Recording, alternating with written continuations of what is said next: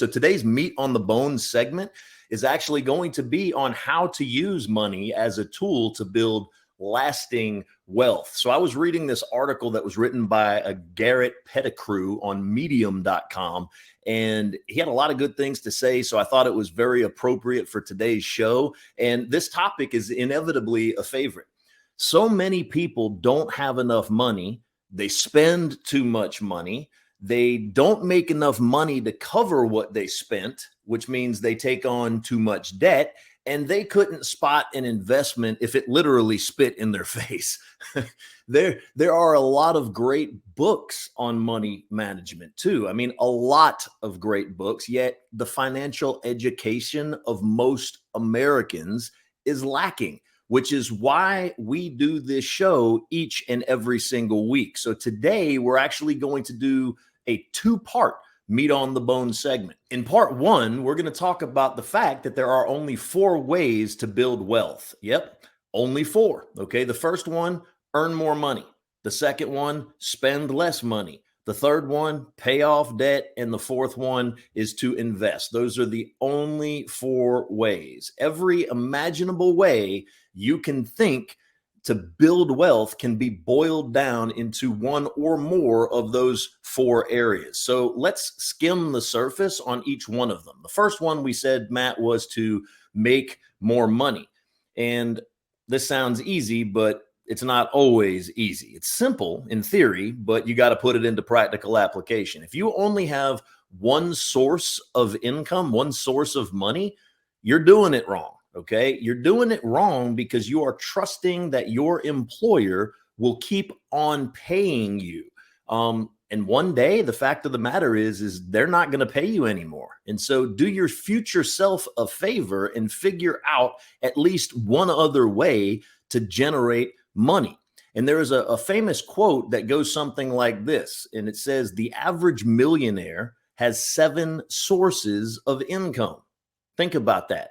7 different sources of income to become the average millionaire. And that's probably true because they're not dependent upon one source coming in each and every week or every month.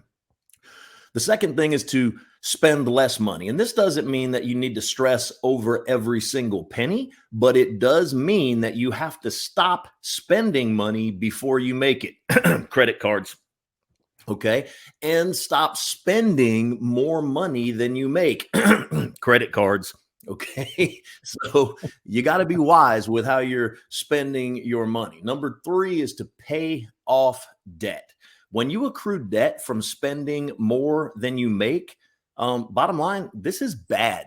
Okay. There are good types of debt, but we'll discuss those more at a later point in time. So assume today, for the purposes of the meat on the bone, that all debts are bad.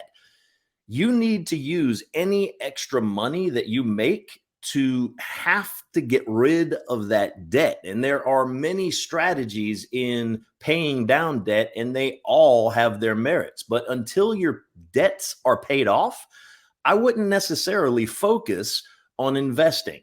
Once you have those debts within hand or paid off, or at least paid down to where they're not stressing you out, then you absolutely need to invest your cheddar. All right. Invest your money. That's the last step in building wealth as far as is investing. And this means putting your money into something in the hopes that it's going to grow and become more valuable, thus growing your money. And this is the business that Wall Street was built on.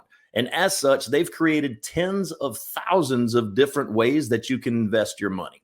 Now, the flip side of wealth seeking is that life is not about making money, although it might seem that way. Again, money is a tool that is needed to establish and maintain whatever your standard of living is. How high that you want that standard is going to determine how much wealth that you need to seek, right? So on the flip side, chasing an unrealistic standard of living can quickly become a toxic situation. And so money is neither good or evil, all right? Again, it is a tool, and the bigger that your tool is, or the more money you can accumulate, the more options you have. So we're going to take a short break and come back in a couple of minutes for part 2. Part two is really all about putting it into perspective. And the question that you got to ask yourself is, what do you plan to use your money for? And before you should learn the ins and outs of accumulating large amounts of money, you should first wrap your head around what you would do with enough money. And notice how I asked that. What is enough money? Well, some people, you might have this perfect lifestyle in your mind, and your bills may be, roughly 4 grand, 5 grand a month. And so in a perfect life scenario, you'd like to be able to have $7,500 a month coming in. Well, how much would you need in order for you to live that lifestyle for 20 years? Well, let's boil it down and break it down into some simple math in a simple scenario, and we're going to take out inflation. So imagine you want to make $7,500 a month. Okay. Take that and multiply it times 12, and you get $90,000 a year. Okay. Then you take the $90,000 a year and you multiply it times 20 years, which will give you $1.8 million. And so 1.8 million would allow you to live for 20 years, spending $7,500 a month without earning another penny. Now, I can't speak for you, but before I ever did this kind of math, I thought I'd need a lot more than that if I wanted to spend 1.8 million, right? But 1.8 million is an insane amount, you'd argue. Yeah, sort of. Although anything can be broken down into manageable parts by not overcomplicating things and simply doing the math. And again, it's all how you think about it, right? So in the end, if your quality of life is your goal, then that's up to you. You decide how you cut the expenses. You decide how you're going to increase the income, pay off debt, and invest. You choose whether you value money, time, or something in the middle. You choose if you want to work a 9-to-5 job or work for yourself. Again, money is just a tool for you to use to get what you want out of life.